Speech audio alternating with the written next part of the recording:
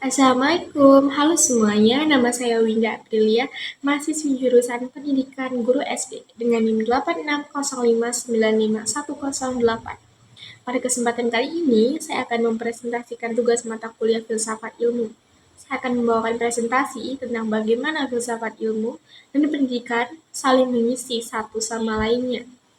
Pertanyaan yang pertama, bagaimana filsafat ilmu mengamati dan memperkuat eksistensi, keilmiahan, serta nilai-nilai dalam ilmu pendidikan?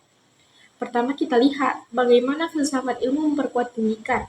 Sederhananya, filsafat ilmu itu seperti ijazah legalitas bagi ilmu pendidikan.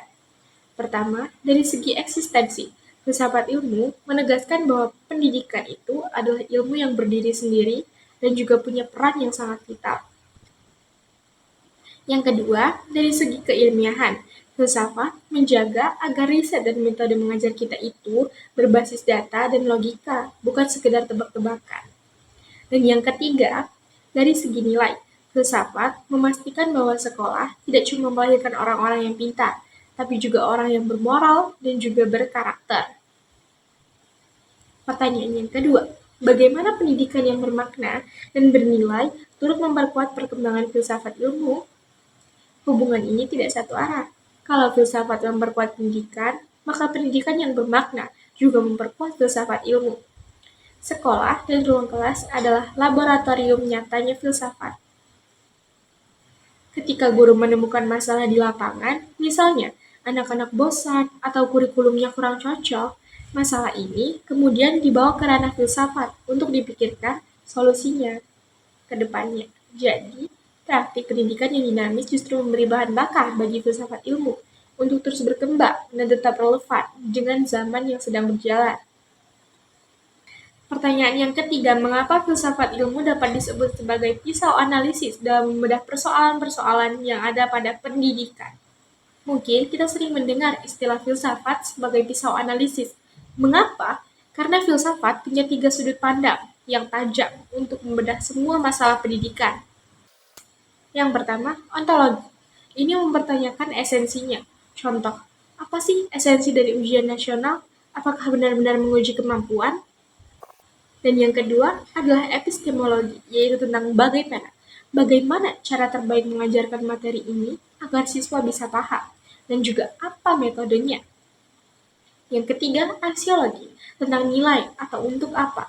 Apakah ilmu yang diajarkan ini membawa manfaat dan kebaikan bagi masyarakat? Dengan 3 pisau ini, masalah pendidikan bisa dibongkar sampai ke akar-akarnya. Persoalan yang nomor 4, contoh konkret penerapan filsafat ilmu dalam praktik pendidikan, misalnya kebijakan kurikulum atau proses pembelajaran. Lalu, apa contoh nyatanya?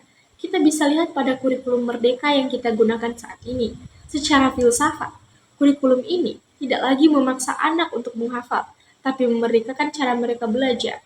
Ini adalah termasuk pendekatan epistemologi.